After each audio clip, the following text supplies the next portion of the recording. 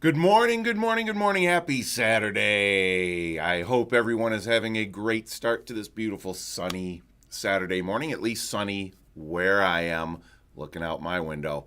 Um, it's still winter, still cold out there a little bit, but you know what? It is a lovely Saturday, and I'm excited to be here to get to share another day of ways to take charge of our lives, our happiness, our time, our goals, everything. Got a great episode planned for you today, a live program, and the emphasis is on the word live.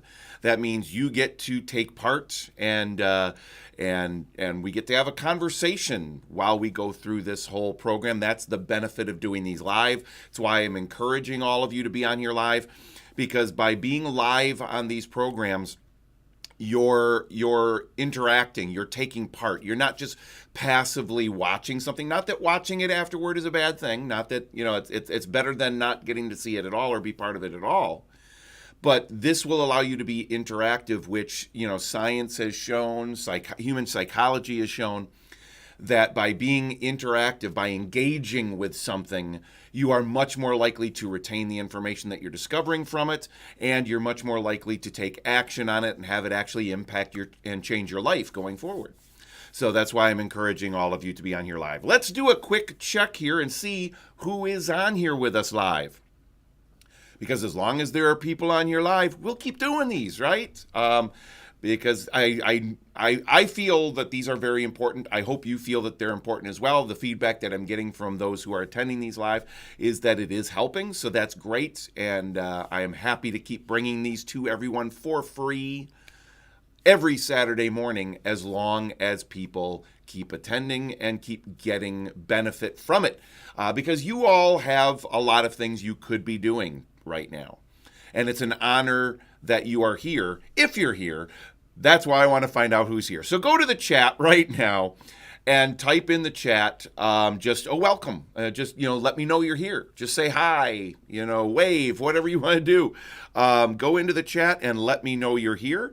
We will get started once I know that people are here and that they can see and hear me okay. Cool. Let's see. EMC is here. Also, I loved your performance in Shakespeare in Love. Thank you so much. I appreciate that. All right. Nice.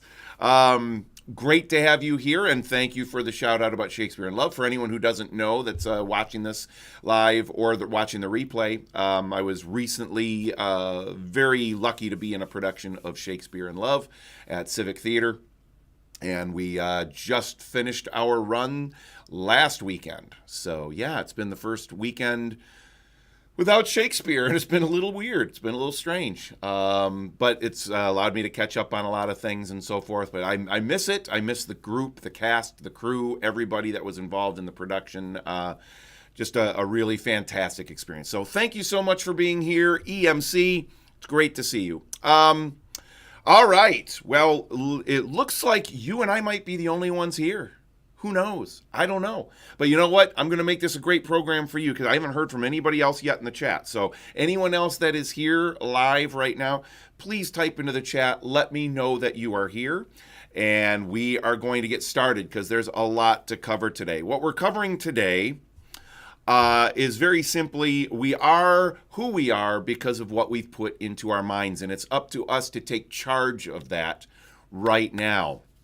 This is a program I've been wanting to do for a long time because on the surface it seems very simple. It seems very straightforward. It seems kind of like common sense, right? That what we put into our minds is kind of what determines who we are. But we tend to forget this. We tend to lose sight of this. And we tend to lose sight, more importantly, of the things that we can do to take charge of this a bit, to be a little bit more in charge of this. It's easy for us to think that, hey, whatever's happening around us is just coming at us, and we don't have a lot of control over what's going in up here. But in actuality, we have an immense amount of control. We have more control than we think possible of what's going into our mind, and even more importantly, sometimes how we're processing what is going into our minds every single day. And I mean, just think about that. If you could have really incredible control over what's going into your mind on a moment to moment basis and how you're processing what's coming into your mind, do you feel that you might have a little bit more control, strength, power, motivation, energy in your life each and every day? I mean, how could that not affect how we are functioning on a moment-to-moment basis? So that's kind of why I've been wanting to cover this program for quite a while. Cool Gay, MC says, if it helps, my name is pronounced like MC in Cabaret. There we go. There we go. Nice. All right. Fantastic. That does help.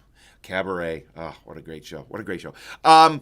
Leah Williams says, Leah is here, also loved Shakespeare in Love, and especially your performance. Oh, thank you, Leah. That's very kind. I had a small but pivotal role in the show, which is what anybody who plays a supporting role, how they should feel about their character. Is it's a play about them, and that's how you should always look at it, no matter how large or small your part may be in the play. You have to kind of look at it as if it's a play about your character, kind of. And one of the characters in the show actually has a line to that effect, not my character. But anyway, yeah, thank you, Leah, for your wonderful comment, and thanks for coming to see the show, both you and MC. Fantastic. Who else do we have joining us live? Type into the chat. Let me know you're here. This is kind of roll call. Let me know that you're here.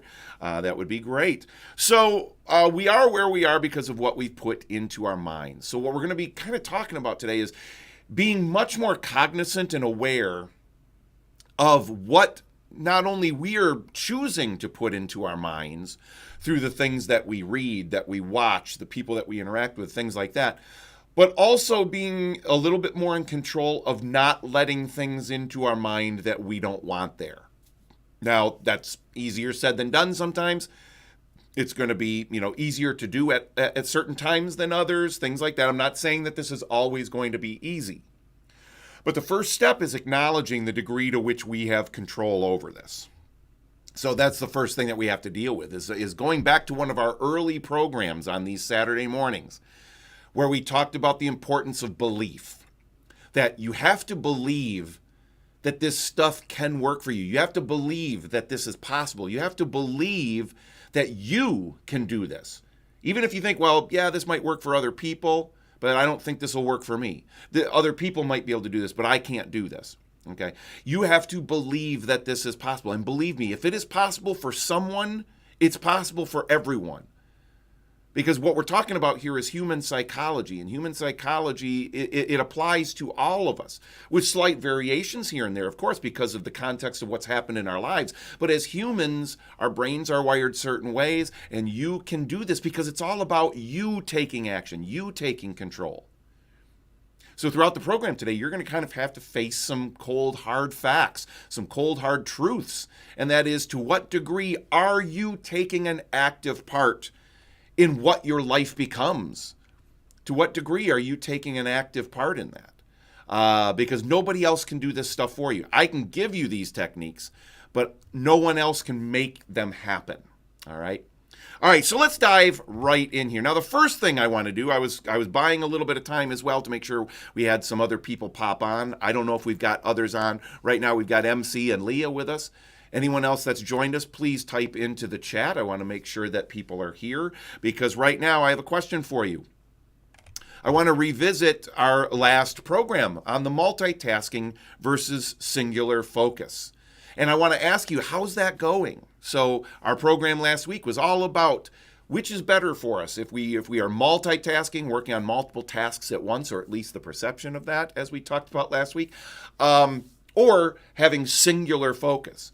And what we determined was that singular focus almost always is going to be better, but thinking that you're multitasking can oftentimes actually help you be more effective. So actually thinking you're multitasking while actually singular focus, you're going to be doing better. So I kind of want to ask, how is this going? Did you implement this into your week? Did you notice a little bit more as you were working? Am I multitasking right now? Am I trying to focus on too many things at once, that I'm not focusing on any one thing very well? And if so, how did that go? So type into the chat and let me know. Leah, I don't think you were on last week, but hopefully you got a chance to watch the recording. MC, I know you weren't on last week either, but maybe you got a chance to watch the recording. If so, type into the chat and let me know how your week went based on last week's program. All right, let's move into the next step here. What's going into your mind? All right, so we have to start with the things that are going into our minds every single moment of every day. And some of them just at periodic times throughout the day, like number one here, which is what are you reading? So this first thing here, you have 100% control over. Nobody else can take this away from you. I'm sorry. MC says, I haven't been able to watch that video yet, but it sounds so interesting. Yeah, feel free to, if you subscribe to this channel, you can go back. You should be able to rewatch the live broadcasts. If you have any trouble finding it, it's the one from last week, MC. Just let me know, and I'll help you track it down, because it was very, very helpful and very interesting. So again, what are you reading? And also, what are you watching? What are you choosing to read and watch every single day of your lives? And we're going to go into more detail on each one of these in a moment, but I just want to touch on the four major areas first. So what are you reading and watching? That's number one. Number two, what are you listening to? Or who are you listening to, more importantly? Friends, family members, strangers. Who are you paying attention to the most? Okay? And you have a choice there. You really do. Whether you think you do or not, you have a choice there. What are you surrounding yourself with? Like, what situations are you letting yourself get into? Or are you keeping yourself from getting into? Really important, because that's putting stuff in your mind. Every situation we're in is putting stuff into our minds. And then last but not least, remembering that you have control over this. Like I just said, no one else can do this for you. Take charge of what's going into your mind every single moment. Every moment, we've got a choice. At its most basic, we have a choice of, hey, in this moment, I'm going to go watch something on TV. I have half an hour and I just want to relax. I'm going to watch something on TV. Even in that moment, we have an immense choice, don't we? We have an almost seemingly infinite choice sometimes of what we can watch when we sit down to watch television. Do you put on the news? Do you put on some television program that's really depressing for some reason to you? Do you put on something that makes you laugh, that brings you joy? Do you put on a program like a TED Talk or something that educates you and feeds your mind with some information that you've always been interested in?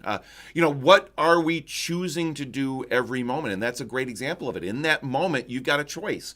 And make no mistake, what you choose to watch in that moment on television is going to have an impact on your psyche, both in the short term and in the long term, depending on what that program is, what kind of state you're in as you're watching it and paying attention to it. That's going to have an effect on you both in the short term and long term. So we have to be cognizant of all four of these areas: what you're reading, who you're listening to, what's happening around you, what situations you're letting yourself get into, and then remembering you have control over this every moment. And we're going to keep coming back to that, because I've got to be kind of tough on you to instill in you that you can't just go through life letting life happen to you. That doesn't mean we have control over everything. I acknowledge very clearly we don't have control over everything in our lives. Absolutely not. But we always have control, at least some control, and far more control than we think, over how we respond and react to what happens. And that's more important than anything nearly all the time. So let's start with, what are you reading?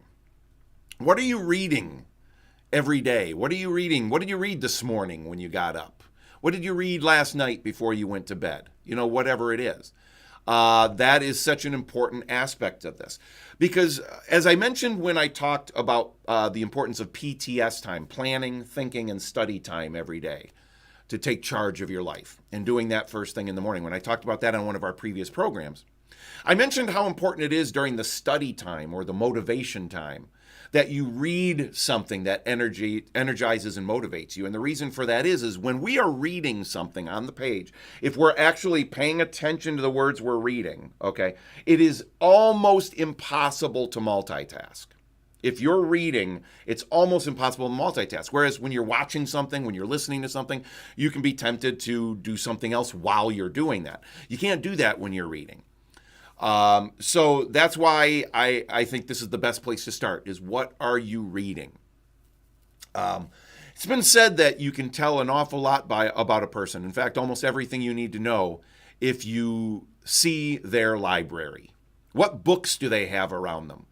And by library, I don't mean a giant library. I don't mean, it has to be huge. But, look at your bookshelves and see what books do you have on there. And you can tell an awful lot about a person by what books they have on hand, what books they are reading, what books they have around them, right? But just because we have them around us does not mean that we are reading them. I know a lot of people that have tons of books, but they haven't read past the first chapter or two of any of those books, right? And statistically, that's the truth. Statistically, we as human beings don't oftentimes read past the first few chapters of a book. Isn't that kind of sad? It is. I've done that before. Now, I've usually done that because the book didn't suck me in. Maybe I was reading something that was fiction, and it didn't really pull me in. And those books, it takes a little bit of time to read a book, unless you're my mother, who seems to read a book almost every day. She flies through those books. But she's a very avid reader, as is my father, which is where I think I got my love for reading from as well. Now, I love watching things also. I'm big into watching TED Talks, watching YouTube videos on certain specific things, watching educational programs from people that I respect, stuff like that. So I'm not saying that we shouldn't ever do that, but what you watch is important to keep track of too. And deciding whether I'm going to watch something purely for entertainment, or am I going to watch this to gain some insight, or to motivate myself, or to make myself happy and joyful and make myself smile, right? All of those things are really, really important in maintaining our own self-image and our own happiness on a moment-to-moment basis. Leah says, I also haven't had time to watch, so sorry. Okay, no worries, Leah. Hopefully you'll get a chance to watch it soon. And she says, it is something I need with my ADHD, talking back about the multitasking versus singular focus. MC says, 1,000 essays about sword fights and theater by Sarah Rule. Amazing book full of essay concepts all about the craft. All right, so kind of looking around your room and seeing what's on your shelf, right? What's in your library. I love that. And he says, also rereading The Writer's Journey by Vogler. Nice, excellent. Okay, see, that's great. That's great. And so it's so important to kind of maintain what we are reading and taking very big control of that. So I've got a couple of reading suggestions here. All right, so let me show you some of those. So first of all, on the reading suggestions, I'm starting kind of with motivation. What stuff do I recommend to give yourself some positive thoughts every day? Which, make no mistake, this is so important. You want to make sure that you're feeding your mind with positive thoughts every day. First and foremost, I have to recommend, it's sitting right here on my desk because I read it very frequently. I'll just go to pages of that constantly, but it's Awaken the Giant Within by Tony Robbins. I've mentioned that on other programs here, so I'm not going to spend a lot of time on that. It's a book that's 35 years old, maybe a little more. I don't know. It's right around there, 30 to 40 years old. It's as relevant today as it was then. Again, Tony Robbins, I don't necessarily agree with every single thing that he teaches, but he has given me an awful lot of things that have helped me immensely in taking control over the way I think, the way I look at the things in my life, and the way I realize I have control over a lot of the things in my life that maybe most people don't think they have control over. Okay, so Awaken the Giant Within. Think and Grow Rich by Napoleon Hill. Another fantastic book I can't recommend enough. 7 Habits of Highly Successful People. Is that Stephen Covey? You know what? I don't remember for sure, but I think that is Steve. I'm going to look it up because I want to make sure. I've got this incredible resource at my fingertips here. 7 Habits. Let's see here. Stephen Covey. It is. All right, good. My memory is intact. I love it. 7 Habits of Highly Successful People, Stephen Covey. Another book that's been around for a long time. Wonderful stuff in there about forming new habits, and they're the habits that almost all successful people have in common. I've read that book multiple times. It has been a while, though. I think I probably need to revisit that one. And there's nothing wrong with rereading things. There's nothing at all wrong with revisiting things in our lives that we've read that gave us, that helped us a lot. And that's why I keep reading Awaken the Giant Within. I've reread Think and Grow Rich many times. That's an old book. You want to read an old book, an oldie but a goodie. There's a reason that book is still in print, that book is still around. In fact, you might even be able to find a free version of it online somewhere. I'm not 100% sure. But that came out in the early 1900s, if I'm not mistaken. And still very relevant today. How to Win Friends and Influence People. Not Andrew Carnegie. Oh, gosh, who did that? I got to look that one up, too. I'm so sorry. I thought I knew who did that one. How to Win Friends. Dale Carnegie. There we go. Did I say Andrew Carnegie? I think I did. Dale Carnegie is what I meant. The other Carnegie. Dale Carnegie, How to Win Friends and Influence People. Fantastic book that talks about the relationships in your lives.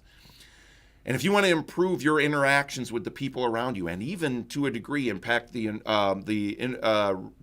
relationship that you have with yourself and the self-communication that you have, that is a fantastic book that I can't recommend enough. And The Power of Positive Thinking.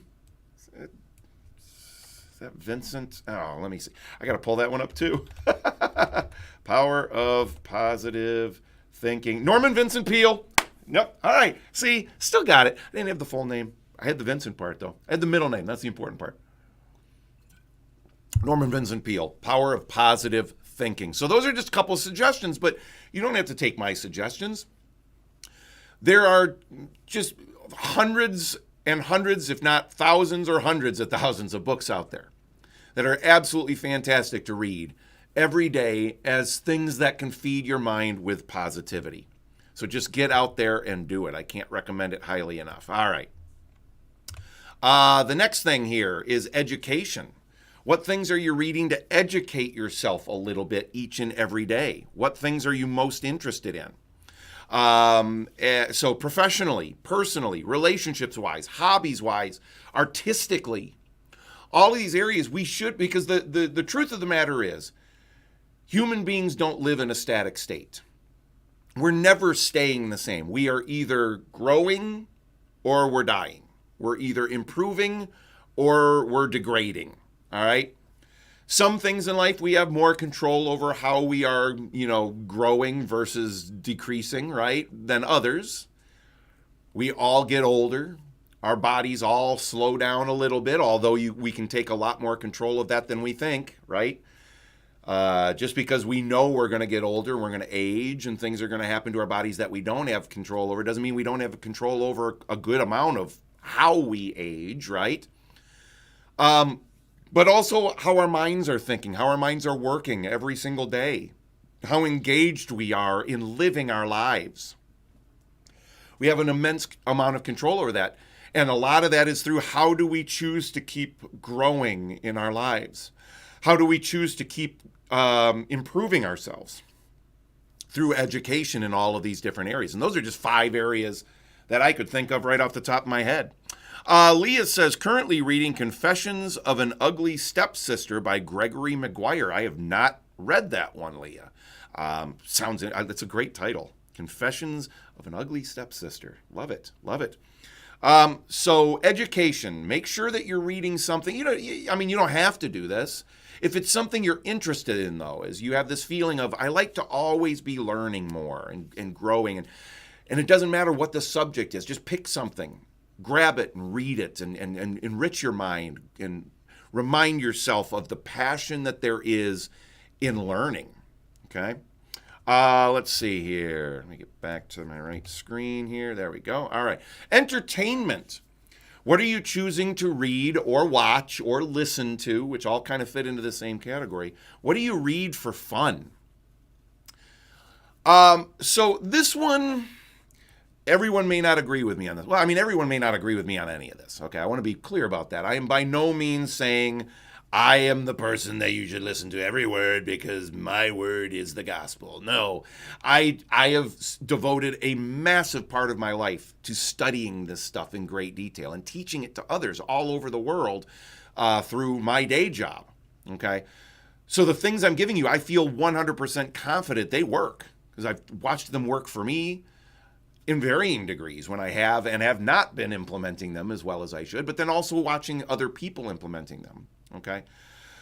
But it doesn't mean you're going to agree with me on everything, and it doesn't necessarily mean I'm 100% right about everything. But I'm doing my best to give you things here that are proven to work, not just for a few people, but for tons of people through the things I've studied and tested. But this is one thing that everyone may not agree with me on, and that is what you choose to read for fun. What we choose to read, watch, everything for fun, it is our choice. And each of us has a different definition of why we get joy from something specific, right?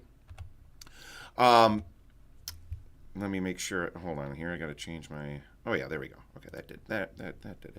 There we go. I wanted my close-up camera here.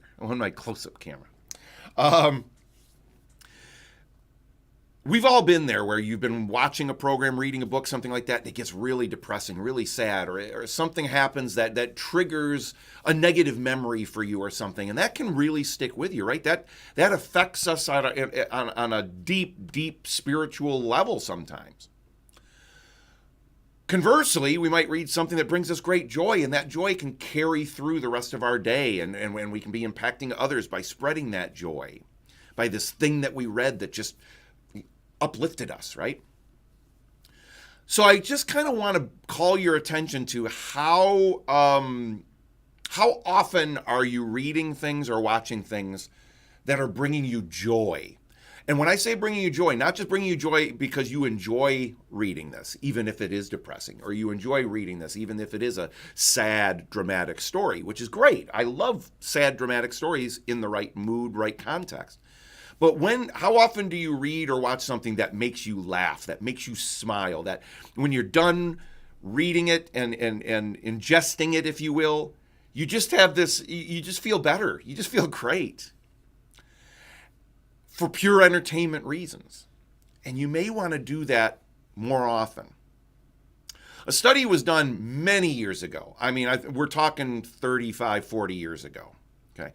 I'm guessing studies like this have been done since then. I just have not heard of them, but it doesn't mean that they're not out there. But a study was done about a gentleman who was suffering from cancer. And cancer is something that affects all of us to some degree. I mean, nearly everyone knows of someone, family, friend, whatever, who has or has had cancer at some point in their lives. And it's obviously it's a terrible, terrible disease. And this gentleman happened to be suffering from cancer, and he was told by his doctors that he had about 6 months to live.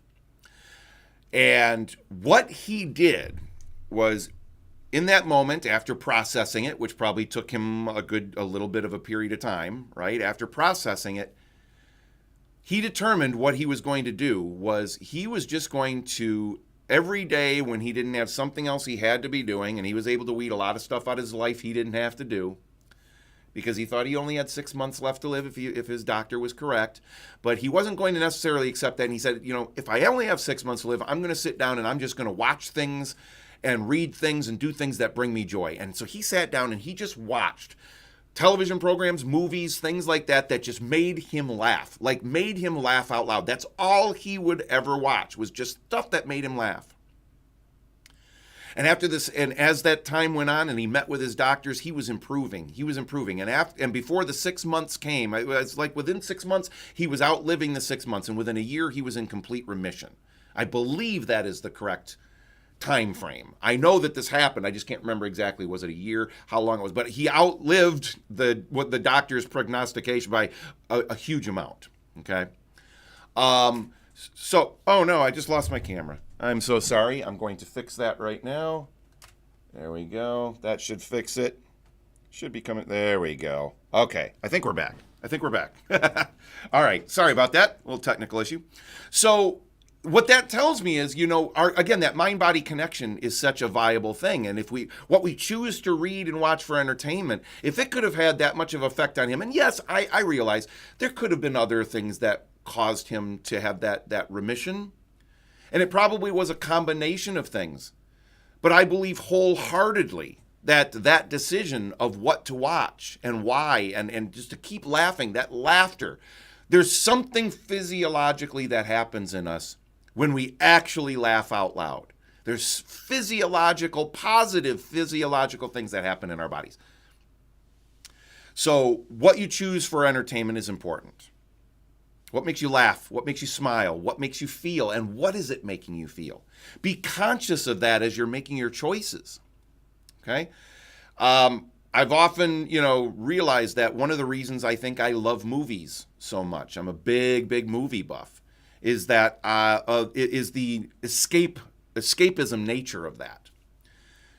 That, when we're going through a rough time, the last couple of years, there were a lot of movies that I would watch for escapism, something to get me to not think about what's happening right now. And there's a lot of good that can come from that. Not running away from your problems, not pretending your problems don't exist, but taking a moment to get away from that and just have some pure joy. Okay? And you have choices of what you read for motivation, education, entertainment, what you watch, what you listen to, all of those things. All right, let's take a look in the chat here and see what comments we've got coming in. It looks like we've still got, it looks like it's MC and Leah. Great, thank you for these comments here. Let's see. Leah wrote, Gregory Maguire wrote, Wicked. Oh, nice. It's one of his series of fairy tales. Stepsister is Cinderella. I have heard of that book. Okay. That's the Cinderella story, but told from the point of view of one of the stepsisters. MC says, I love watching cringy reality TV for fun, specifically The Bachelor. The essay book by Rule clicks every box for me. Hobbies, education, and fun. Wonderful. Leah says, How Not to Die and How Not to Diet by Michael Greger. Plant-based eating. Great. So that's improving. That's twofold. You're doing two great things there, Leah. You're reading a book that is educational, that's helping you to learn about something that we could all stand to learn more about, which is what we're putting into our bodies, what we're ingesting, which is equally as important as what we're putting into our minds, right? But also it's helping you then maybe to have a healthier life, a life that's going to give you more energy, more cellular energy, more personal energy every single day. Leah also says, watching The Repair Shop BBC series on Discovery. Nice. And does that bring you joy, Leah? Is that something that brings you joy? Makes you maybe smile as you're watching it. That's great. Cool Gay MC says, I also love shows with complex plot lines, American Horror Story, Orange is the New Black, and Shameless. See, now that's a great example. I love shows like that as well. Lately, I have found myself shutting shows like that off sometimes. Now, I don't want to lump them all together because they're all very different. I mean, just even the three that you listed there, Shameless, American Horror Story, Orange is the New Black, they're all very different in their own right. But they're also very dramatic. I haven't not watched Shameless, so I'm not sure about that one, but that's the William H. Macy program, I believe. And that one strikes me as being kind of an interesting blend between comedy and drama, just from the trailers and stuff I've seen. Correct me if I'm wrong. But I found myself with programs that have a little bit more of a dramatic and hard-hitting edge to them, like Orange is the New Black and certainly American Horror Story. I found myself stopping watching those as frequently lately because I've needed a little bit more of a pick-me-up. I've needed a little bit more just because I've been extraordinarily busy with a lot of things. It's been a rough couple of years with COVID and everything, and I've just found myself not watching things like Breaking Bad, which I adore, and has its own funny levity in it and so forth, but it's a little heavy sometimes. So I found myself really drawn to some more of the programs that are making me laugh and smile. Maybe just, a little lighter. And I've questioned sometimes, am I just watching fluff? Am I watching stuff that's rotting my brain? But in moderation, I realize that no, it's not. It's making me smile. It's making me genuinely feel good. And then when I'm done with that, I'm maybe a little bit more suited to deal with whatever's happening around me in that moment. Okay. Colleen is here. Hey, Colleen. Excellent. Colleen says, we enjoyed Ozark, but it is very heavy. That's one of those programs. There's the example, Colleen. That's a great example for me. That's one of the programs I stopped watching partially because of that.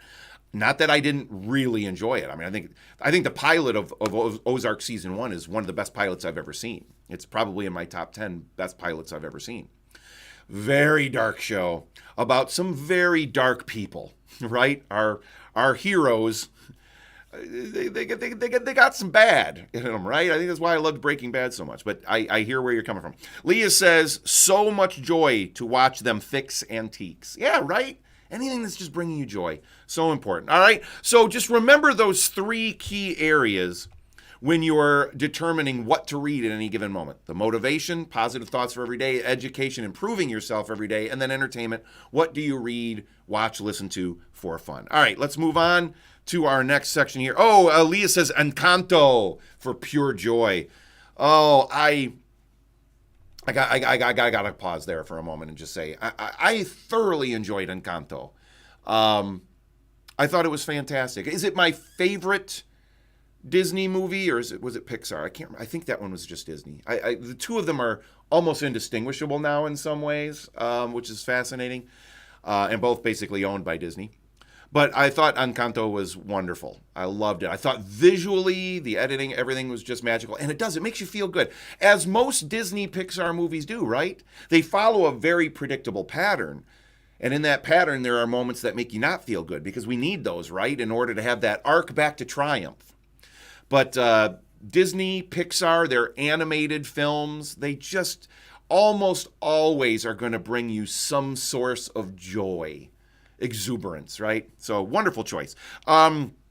MC says, I agree. The shows can get heavy with the topics they cover. American Horror Story with politics, Shameless with poverty, family dynamics, and Orange is the New Black with the prison system. That's where the reality TV comes in for a break. Right. Yeah, maybe going and watching an episode of The Bachelor, which, make no mistake, it's drama. It's unscripted drama. There's not a whole lot that's really real about shows like that necessarily, but they're more reality based. They're unscripted, and they can bring you joy, because it's just watching these crazy people do crazy things can sometimes make us smile and chuckle.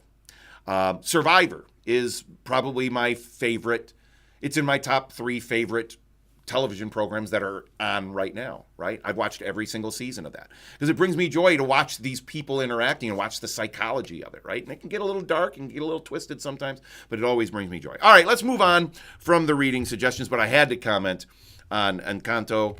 Lovely, lovely film. If you haven't checked it out yet, it's on Disney Plus now. I highly recommend it. All right, listening. What are you listening to? And now when I say this, it's more, who are you listening to? Before we were talking about what are you reading, watching, listening to. This is, who are you listening to on a regular basis?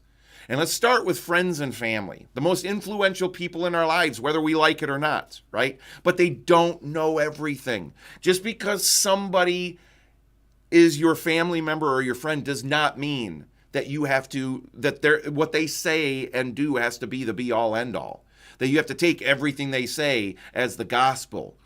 And it doesn't even mean that they necessarily always have your best interest at heart. Now, most of the time, if they're good friends, if they're good, kind, empathetic family members, they have your best interest at heart. But that also doesn't mean they're always going to have the best advice for you, right? We talked about this a little bit also when we talked about self-talk, how we communicate with ourselves, right? But pay close attention to the people you are choosing to be around on a moment-to-moment basis. Who are you choosing to spend your time with? And how are they impacting your life on a regular basis? If we're around somebody, a family member, who is constantly just saying things that are knocking us down a little bit, a peg at a time, right? That stuff's going to impact us in a major way on a regular basis. So make sure you're paying close attention to that. Friends and family members may have your best interest at heart, but it doesn't mean they always know what to say, that what they're saying is always helpful. You have a choice to what you will listen to on a daily basis. You have a choice. Use this common sense up here. Use this noggin. How is this making me feel when this person is saying this? And then analyze, really give a thought. Is what that person said, do I just not like what they said? But there's truth in what they said, truth that's going to maybe help me. I don't like it, but it's truth and that can help me. That's one thing, and that's great. That happens to me frequently, where I think I know what the best thing is in a moment, but then somebody else tells me something. I don't like hearing that because it means I'm wrong about what I'm thinking. But you know what? They're right. So I think the smart thing, if I'm a smart person and if I'm an intelligent person, if I'm somebody that wants to take pride in who they are as a person, I'll take advice from people who have some good advice to give me. So use your noggin to process, how are these people communicating with you? So family and friends is important. And then strangers is the other group. Everyone fits into one of these two areas. They're either friends, family members, or strangers, or some slight blend of the two. We have some that might still be strangers who are becoming friends or something like that. But strangers, they have a lot more effect on us than we think. Sometimes these interactions can be more powerful in a given moment, right? We've all experienced this to some degree, where something that a stranger says to us has more impact, more weight than something our parent, our spouse, our child, our best friend says to us, right? Why is that? Isn't that crazy? Isn't that weird? But it's true. I mean, and even lesser than that, we've all had experiences where we're driving down the road and somebody screams up next to us and flips us some negative sign language in the window. Let's put it that way, right? And, you know, if we let it, that can rot at us. That can affect us for the rest of the day. That jerk. I'm censoring myself here, not because I don't like the choice curse words. Okay, I love a good curse word, by the way. But I'm not sure if everyone on here loves those. And you don't have to use them, right? I mean, I can call that person a jerk, or I can call them an asshole. There you go. There's the other word. You can substitute that word in if you'd like, right? I do like asshole a little bit more. But anyway, I'm going to skip past that right now. Jerk. And they flip you some sign language in the window, right? How do we choose to let that affect us? And here's one of the things is to, you know, not only take care of about how much weight you're giving what just happened, what that person said or did, but also empathize in any given moment. If you want a moment to change your state, when somebody has said or done something that, especially a stranger, that is gnawing at you, is take a moment and go, I wonder what that person has gone through today, or this week, or this month, or in their life. I have no idea. That person that screamed by me and flipped me the bird, I have no idea what's going on in that person's life. Now, does that absolve them of what they just did? No, what they just did, that is not kind. It's not right. It's not socially, I mean, it's not what we should socially do if we're trying to be in a positive thing in life, right? Is it the be all and end all? No. Is it a horrible thing? You know, no, it's not. But why did they do that? And maybe stopping and thinking about that for a moment that helps me a lot. Is to go, I don't know what that person's been through. It doesn't excuse what they just did. But they may be having just a horrible day and they're taking it out on a stranger, and that's too bad. And I feel bad for them for that. It's not pity.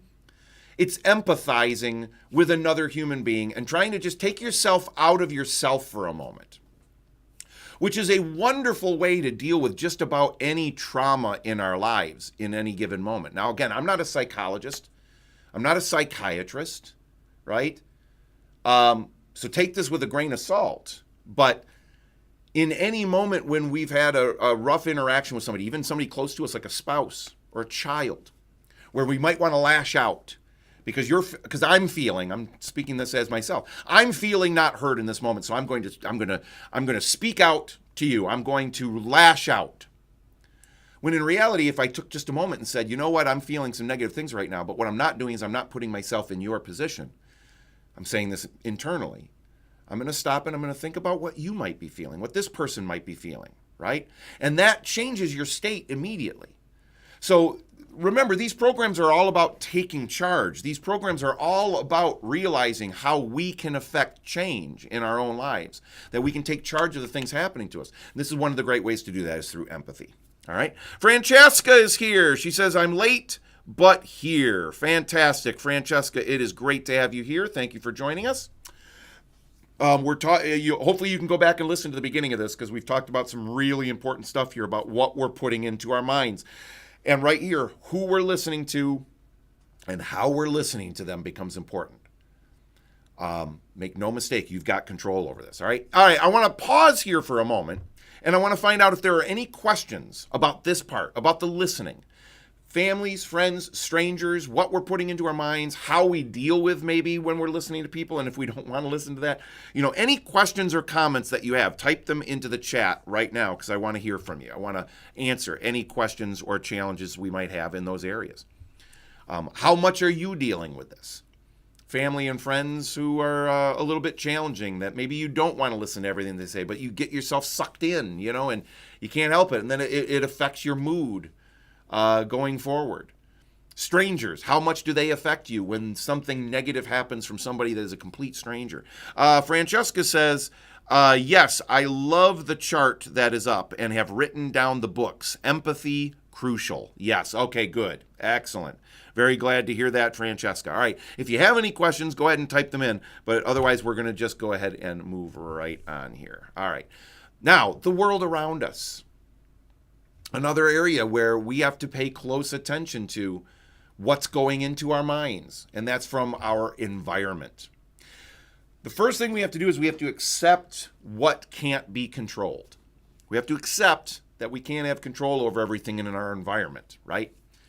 Now, that doesn't mean that we just throw up our hands and say, I have no control over anything, because that is absolutely not true. It is an incredible limiting belief, and it's just going to hurt you in the long run. We have control over a lot more than we think.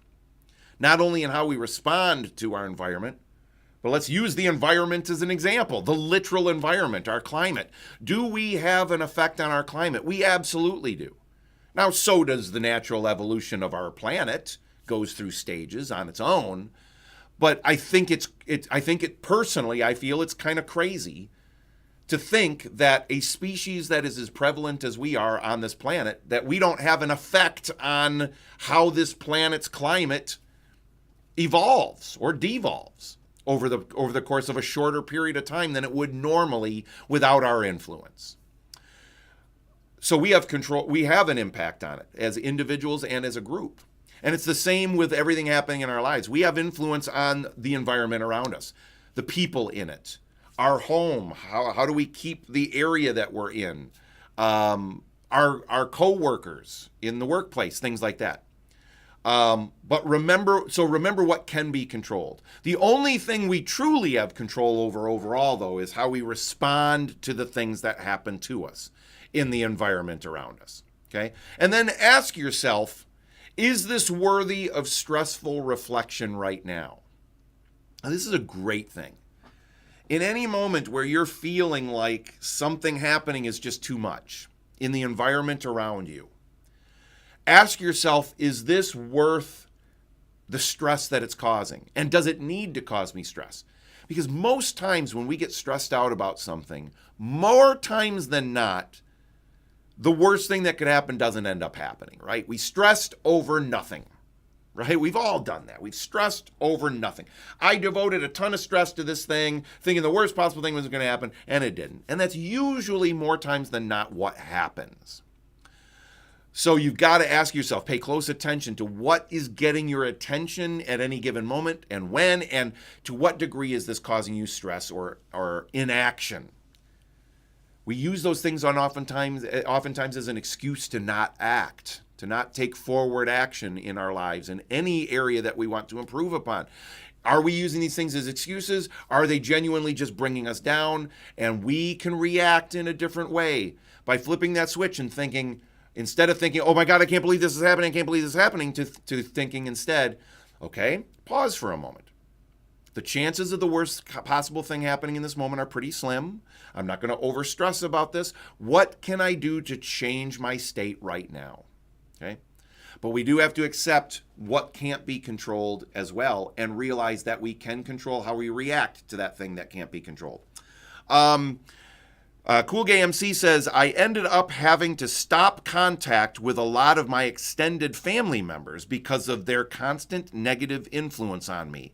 It wasn't great to distance myself, but I am much happier. Yes.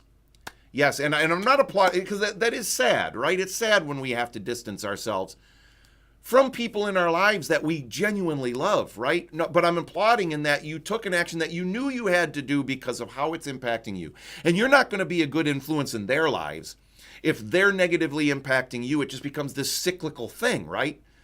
So sometimes we have to distance ourselves, not necessarily shut them completely out of our lives every time, although there is somebody in my family that I've pretty much had to do that with, that I've had to shut completely out of my life because of the negative influence that she had on my life, right?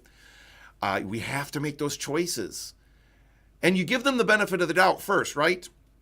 I'm not saying that you should shut somebody out of your life instantaneously. First of all, maybe have a conversation with them and say, hey, look, I just wanted to let you know that when you say these things, they make me feel this. And I'm trying to really work hard to improve how I'm feeling on a moment-to-moment basis. Then they have the choice in that moment to either go, oh, well, thank you for letting me know that. I'll try to be better about that. Or to say, oh, just toughen up. That's one of the things I don't like about you is you are just so thin-skinned. Okay, well, they had a choice of how to respond to what you just said. That choice gives you an idea of where they're coming from and what kind of influence they're going to be on your life, okay? And then you can make the choice then, you know what, I need this person in my life much less. So important, all right? Francesca says, oh, this one is so important, accepting what can't be controlled. I responded poorly last night to technical issues at a gig. It ruined my whole performance internally because I was so stressed. Yes. I've got a good performance example for the counterbalance to that, Francesca. So for anyone who doesn't know Francesca, phenomenal singer, and has been for a decent amount of time, and she's incredible. If you ever get a chance to see Francesca perform, get out there and do it. And I'm sure your performance last night was incredible. And that's why I'm glad you said internally. It ruined your performance internally. Externally, I know the pro that you are. I'll bet no one there could tell, right? No one there could tell that you were anything other than the 100% that you can be. But it throws you off, doesn't it? It throws you off. It throws you off in a big way. Now, conversely, I had something happen about a week or two ago while performing in Shakespeare in Love at Civic Theater, where I went on stage and my very first line out of my mouth, I skipped the 2 words of it, 3 words. The first 3 words of my line were, you foul cur. Not very kind words, right? But my character wasn't very kind in that moment. You foul cur. I skipped those 3 words and said the rest of the line. And this was for a live audience. This was during a performance. And for a fraction of a second, I actually thought in that moment, oh, that really threw the rhythm of that line off. Because the play is written by Tom Stoppard, co-written by Tom Stoppard, incredible playwright. And it's about Shakespeare, right? An incredible playwright. And both of them understand sentence structure very well and the rhythm of a sentence. And in that moment, I broke character in my mind for just a fraction of a second. And I thought, oh, that really changed the flow of that line. And then I lost where I was in the play for just a moment. And I lost what my next line was because I was processing that rhythm change. I got it back.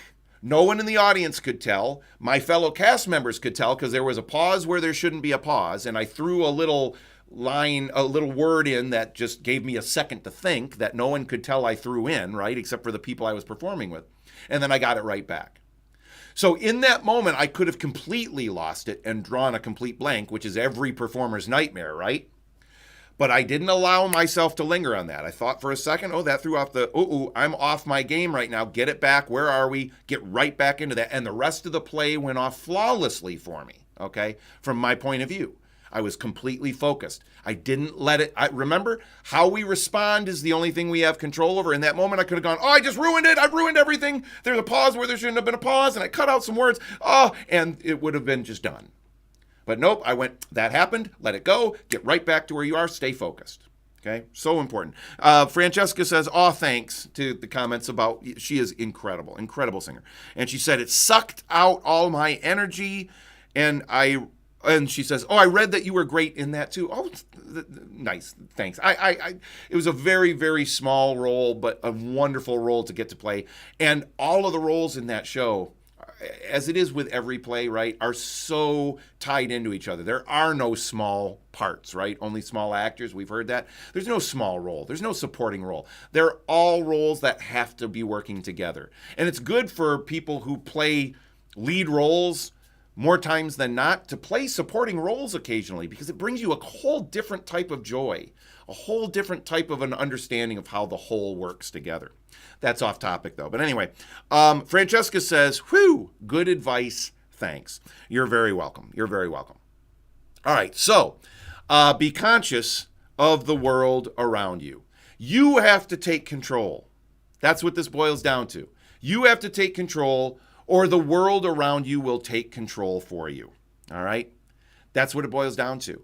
That's what I'm going to have to do, I think, more and more throughout these programs. If there's one consistent thing that I think has probably come up in some way, shape, or form in every program that we've been doing together here, it is this fact that you have to take control of it, that you have to realize you have more control over what's going on in your life than you think. Don't use excuses. Oh, just everything around me is going to crap, or this person is just so negative, or I don't have the right education, or I didn't grow up in the right. Yes, those things are all factors. I'm not diminishing that some people are graced with more resources than others, that are graced with more knowledge because of the things that they're getting on a day-to-day basis in education or the people around them than others. Yes, of course. We all are coming from different areas. But also we can take charge a little bit and say, well, you know what? I don't have as much education in that area as I think I probably should have, so I'm going to get it. I can't afford to go to college for that, but it doesn't mean I can't buy a bunch of books and read a book a day for 30 days in that area and become an expert, right? Or at least become closer to becoming an expert. We can do, there's always things we can do. Go to a library. Books are free. As long as we still have libraries, go to the library and check out a couple books in an area you want to improve on. Then you don't have to pay a cent. There's no excuse to not consistently be growing if it's important to you. And only you can decide how important are these things to me. And you know what? If you decide, hey, I'm content exactly as I am. I don't need to study to be better in these areas. I don't need to listen to this or watch that or whatever. That is fine. There's nothing wrong with being content. Being content is glorious. If we can find that balance between being content and still wanting to go, yeah, but is there a little more? Can I enjoy this more? Can I be better at this? Can I, there's a balance in there. Okay, so I want to challenge each and every one of you to kind of think in those ways. All right, note, next week, Saturday, there is not going to be a live program. I'm going to be out of town. I thought about trying to do it out of town, but I won't have access to my good microphone, my good camera. I'll have very little control over what internet access I have, stuff like that. So we're just not going to do a program next week, so we're going to take the week off. And this will be a good chance for us to see how many people come back, because each week now we've been losing some people. And I'm a little curious about that on these live programs. We've been losing people. Francesca, glad you're back. Leah, glad you're back. Cool Gay MC, it's great to see you here as well. Colleen, great to have you back as well. So I want to make sure, maybe it'll be good to have a little week off anyway to see, hey, do people miss this? Are we going to be able to come back into this, right? Really important. I hope this is bringing all of you joy and that it's bringing you help. Because again, as I said at the beginning of the program, it's really important to be here live, to get these interactions going, because eventually we might even do this where we can talk to each other a little bit live. I'm still trying to figure out the way to get to do that and still be able to do this on YouTube and so forth. But interacting through the chat, that's interaction as well. As you can see, we've had some great comments that have come in here. But there will not be a live program next Saturday, but the Saturday after, we'll be right back onto our regular schedule again, all right? For the last minute that we have left, any comments that you want to put into the chat? I hope this has been helpful. Take action on what you discovered today. Please feel free to type into the chat and let me know, how do you feel about this? How are you feeling now? When you get done with these programs on Saturday morning, are you feeling a little more energized? Are you feeling better? Are you feeling ready to tackle some things? Or are you feeling like, whew, well, that was exhausting. Listen to Todd talk that fast for, for an hour. Let me know how you're feeling here. Francesca says, glad to be back. Everyone have a good week and see you in 2 weeks. I really like your energy here. Thank you. Thank you. And that's one of the things I love about doing this. Selfishly, I get stuff out of this as well. And knowing I'm going to be doing this on a Saturday morning, I have to bring a certain energy to it. So even if I'm not feeling particularly energized in the morning, I'll do my PTS time. I'll make sure that I'm getting energized and that doing that personally for myself. But then knowing I'm going to get to do this, when I'm done with these, my energy level's through the roof. The adrenaline's going, the energy's going, I'm feeling really positive. And it's helping to remind me of the things that are important. I'm being reminded, hey, what did I listen to? What did I read yesterday? What did I watch yesterday that might have impacted how I'm feeling? What interactions did I have with other people that might be impacting how I'm feeling? And I just lost my camera again. I don't know why my camera's doing that. It's being fussy, and I apologize for that. But I'm back. There we go. I'm going to try to figure out why it's doing that. Anyway, I hope this has been helpful today. Colleen says, always so much to think about. Thanks for giving us so much content. Absolutely thrilled to get to do that. And thank you for that, Colleen. Cool Gay MC, it was great having you on here. I hope you'll be coming back and joining us as well. Hopefully you've joined the Facebook group. If not, shoot me a personal message if we're friends on Facebook, and I'll get you in on that group. It's kind of a way that we can talk to each other in between these weekly calls as well. And Cool Gay says, I absolutely feel better afterward. This has served as a pre-PTS time for me every week. It feels good to start my day with multiple perspectives and positivity. Excellent. So it sounds like you have maybe been on a few of these in the past as well. So I apologize if I didn't catch that earlier. Cool Gay says, yes, my Facebook is under, oh, yes, okay, Emily. There we go. Okay, now I've made the connection. Emily, great to have you on here. Thank you so much, and I'm glad this has proven helpful. Have a great rest of the weekend, a wonderful week next week, and be cognizant. So here's your unofficial action item for this week. Be cognizant of what you're putting into your mind over the course of this next week on a day-to-day basis. Maybe even keep a little log, a little journal of what did I watch today? What did I listen to today? What did I read? And see if you draw any comparisons, if there's a contextual connection between what you're putting into your mind and how you're feeling moment to moment. Take care, everyone, and we'll talk to you again in 2 weeks. I'll keep this open for just a moment, and we'll pop into the chat and chat with people if you want to stick around for a minute or two afterward. Thanks, everyone. Have a great weekend.